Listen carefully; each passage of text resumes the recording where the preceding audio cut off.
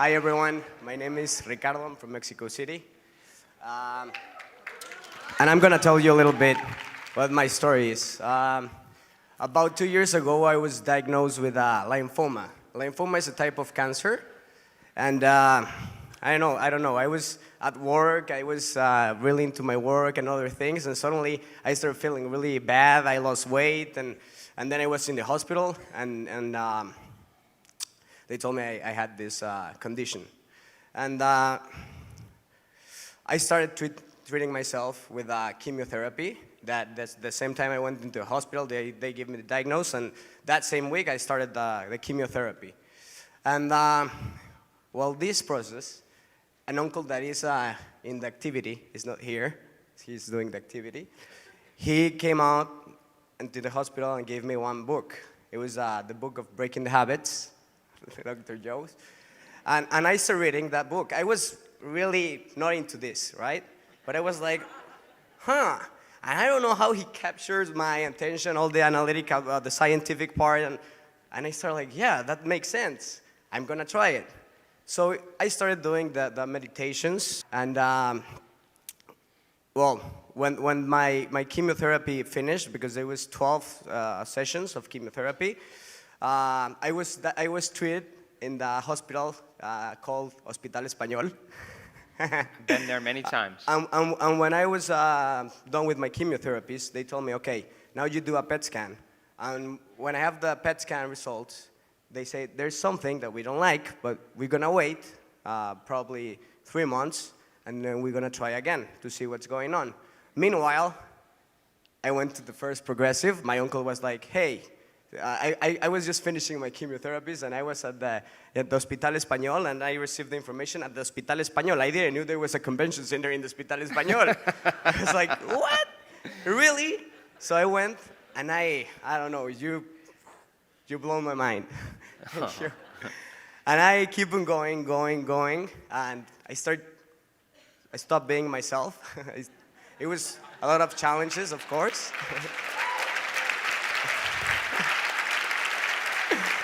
And well, after this, there was another advanced workshop at Cancun.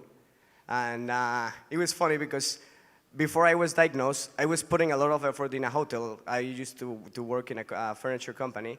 And I was making the furniture for a hotel named Breathless. And suddenly, boom, advanced workshop at Breathless Hotel. And I was like, really? Yeah. I have to go. I went to the advanced workshop before my other PET scan, and I had a really mystical experience that time in that workshop. I couldn't believe it. Was like, all right, this is not me. Really, this is not me. And then I have another mystical experience in that workshop, and I was like, what? I was kind of confused. I was like, what? Of course, I got a cold and everything. I was really confused what was going on. I was like, really, this is not me. This is a body, and this is an instrument of consciousness. Ha ha ha ha ha ha. And so either way, the workshop, the advanced workshop, it was one of my best experience. It was really into the unknown. I was blowing my mind. But I went back to Mexico and I did my PET scan. And after my PET scan, I went to the doctor. I was with my family. I want to say something important. My family comes from my grandfather from my dad and my grandfather from my mother. They're both doctors. They're doctors. And my grandmother, she studied chemistry and she was working in labs her whole life. And so I did the PET scan, and the results show up that I was having the lymphoma. I still have the lymphoma. So my doctor told me, he's a great doctor, and I'm in love with the nurses and all that team in the Español. And he told me, all right, I love you and I want the best for you, so I want you to, tomorrow, if you can, come to the Español. We're gonna give you a really hard chemotherapy, and then we're gonna put you in a bubble. Because we're gonna transplant mother cells. Mm-hmm, that's correct. Mm-hmm. Stem cells, and we're gonna do this, but we have to give you a really hard chemotherapy and put you 3 weeks in a bubble. And I don't know what happened, yo. I just felt something and I was like, no, I'm not gonna do it. I'm sorry, I know you want the best for me. And I keep on looking at my parents. My mom and dad was sitting next to me and they were looking at me and I was like, you have to go tomorrow. You're my son, you know? And I was like, no, I'm not doing it.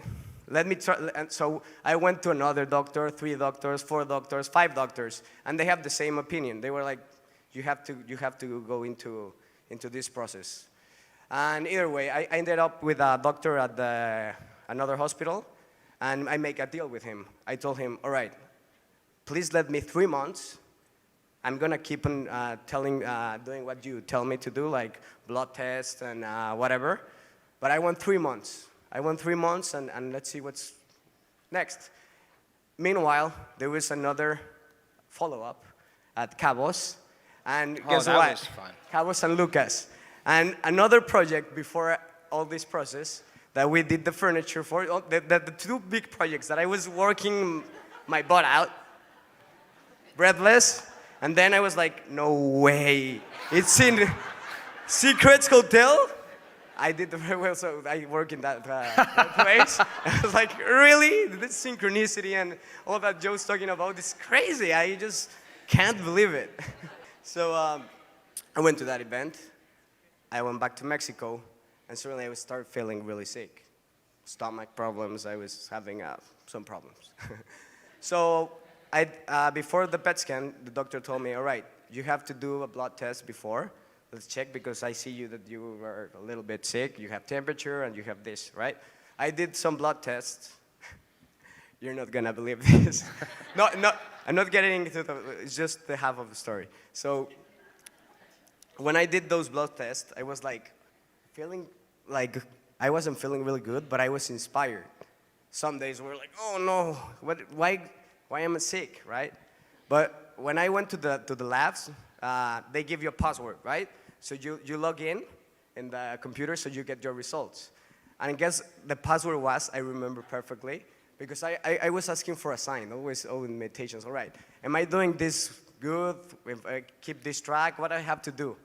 And I was also expanding some other things. I was looking for more information, books, you know. And suddenly the password was Q001D Joe. That was, and I was waiting for a second, and suddenly I see like, Dr. Joe in the password? Really? What are you doing? What are you doing here? So I got the results, and in that time, there was, I don't know how to say in English, but it was sedimentación globular. That is a value for the blood test. I had a Hodgkin lymphoma. So if that's normally really high when you have a lymphoma. And it was lower than the average. I was like, really? But in the end, I ended up having salmonella. I ate something, I don't know. Or probably I manifest in Cabos. But see, I want you to understand this. There was like, really, salmonella, my immune system, blah, blah, blah. But I wasn't going to be the victim anymore. I was going to be responsible, and I was going to find the message of the salmonella.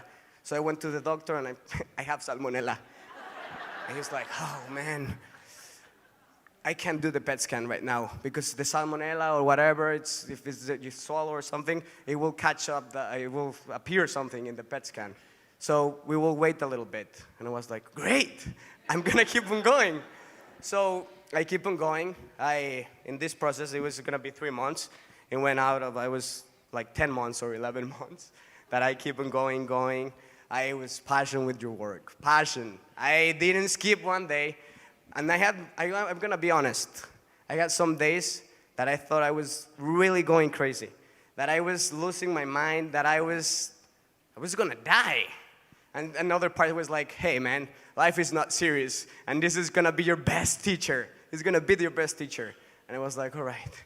So I keep on going, keep on going. A lot of obstacles, a lot of fear appear, but it's how you face the fear. You have to fall in love with life. Yeah. So I keep on going, and either way, 10 months went past. I did my PET scan, and I was waiting for the results. And I was so in love, and of course I was like a little doubt, I gotta be honest. So I went to the doctor, and my parents were sitting next to me. They were always in this process. They didn't understand what I was doing, but they were with me. They were like, what are you doing, please? And they talked to my uncle that he's not here. And he's like, Mau, his name is Mauricio. Mau, please tell Ricardo that he has to be treated with normal medicine. And Mau, he's like, oh my gosh, I gave him that book. I trust Dr. Joe's work. And he has been with me in the whole course, all the advanced follow-up and everywhere. So instead of talking to me, he told my parents, hey, I need to talk to you. So my parents, there was another progressive workshop at the Hospital Español. So I took them to the progressive workshop. They understand what I was doing, right? So either way, my parents were sitting next to me. I was at the doctor's office, and then he brought the results, and he's like, man, there's something here. There's something here, appears something. So we have to give you chemotherapy. And I was like, really? No way. This is not me. And he is now like, all right, your blood test doesn't match what's with the PET scan. So we're gonna do a biopsy, right? We're gonna do a biopsy to see what line we're gonna give you of chemotherapies. Poof. It was, whoa. Everything like came down that day. It was like, whoa. And I didn't have one, they talk about the dark side, the Dark night? Dark night of the soul. I didn't have one. I probably had like 20 or more. Yeah. Welcome, brother. Yeah, and that day I was like, boom. And I was like, no, but I didn't miss a day. That day, I did my meditation. I did it again. Yeah. I didn't have no reason to do it though. But I knew I was connecting with something. And I was passionate with Dr. Joe's work. And either way, between that, I decided to do the biopsy or not. It went past, like 3 weeks went past, right? So my parents were telling me, please do it, please do it. And I was like, I don't know. I probably should try other thing or other alternative medicine or something. And all right, I'm gonna listen, I'm gonna surrender, and I'm gonna listen what's the environment telling me in this time. And I'm not gonna say that they have the right, but I'm gonna listen to my mom and dad. So I went and did my biopsy. So in these 3 weeks, I wanna be really clear. In these 3 weeks, since they gave me the results, and I went to do my biopsy, I promise to you, I don't know. I was in Querétaro the next day. They gave me the results because I called an ex-girlfriend. I was like, I don't know what happened. She's like, no, you probably have to work harder or something. I'm doing it. And I don't know. And I went to Querétaro. It's outside Mexico City, just outside Mexico City. I remember I was downtown Querétaro at night. And suddenly I was walking. And something happened that I couldn't believe it. So suddenly there was like a feeling of the present moment. I found the present moment, but I wasn't looking for the present moment. It was suddenly like, whoa. No, it found you, my friend. Yeah, and it was like, what? Everything was perfect. Everything was aligned. The windows, the people, everything was so beautiful. And I didn't care if I was gonna die, if I had cancer, if I didn't have cancer. I was just in love with the moment. I promise you I was in love with the moment. And I was like, all right, I don't care anymore. Yeah, and that moment was like, wow. Either way, that happened 3 or 4 times. And these 3 weeks, I also had some really bad times. But when I had the bad times, I knew that the event was coming back again. And I was, all right, come on. So, either way.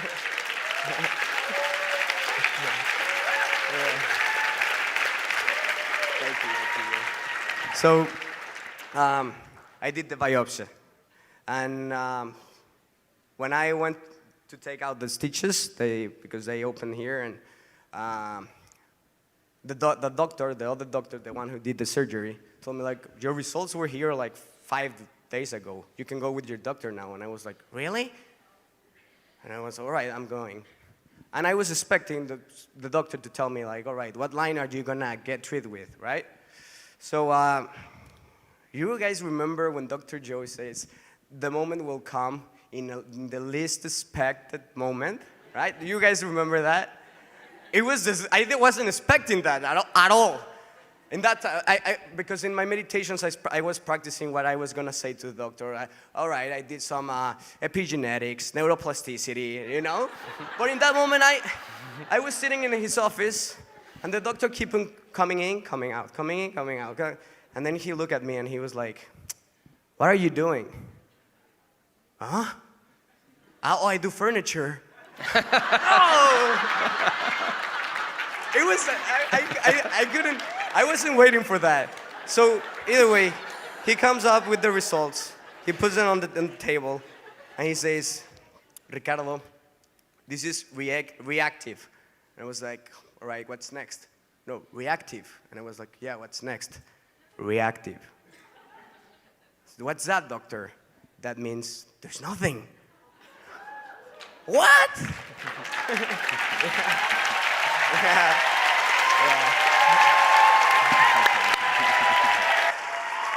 I love you, man. I love you. Thank you so much. You're just amazing, man. I love you. You're amazing. Yeah. So,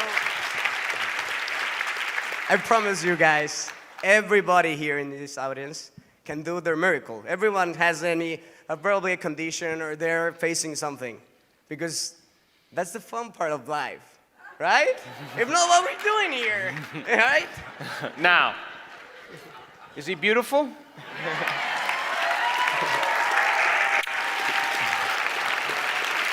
Now here's the beauty behind this man. Treatment for cancer and recovery from cancer is a long road, and it's a bumpy road. And there's a lot of ups and downs. There's a lot of moments where you get discouraged and you lose hope and you have fear and you have doubt, and people in your life are reflecting back to you that you have to take care of yourself in the way that they think. So there's a lot of pressure coming from all different directions, let alone living in a body. You know, he didn't have cancer, his body had cancer, right? So it's a challenge to stay with it every day, and yet the body lives in the past. It lives in the past, right? So it's got to catch up. So he has these moments where he feels connected and he feels great, but his body still has to catch up. And every day he's working on signaling that gene. Every day he's upregulating genes, downregulating genes, but he's still living his life. And he still has challenges, and he still has reactions, and he still has things that are going on. He's not in a cave or at a retreat center, and where he's not being, he's not engaged in his life. He's participating in his life, and because of that, the process of healing is not very linear. He takes a couple steps, and then his body, does what it does, and he takes another step. But the beauty behind it, you would have to agree with, is that he started to let go of the outcome. Yes? He just started focusing on the effort and started surrendering and started just giving up to try to make it happen a certain way. He got to the point where he reached the end of what he thought was possible. And the moment he just got out of the way, all of a sudden something greater starts to step in, and he starts getting these impulses. That energy starts moving through his body. And he knows now that when that's happening, that isn't him doing it. You understand? Something's happening to him. And in the process, he just continues to let go. He lets go so much that he's not even knowing what the doctor's about to say. He's so outside of the context of himself that he's made room for something greater to happen. And he's the living example of truth. Thank you so much.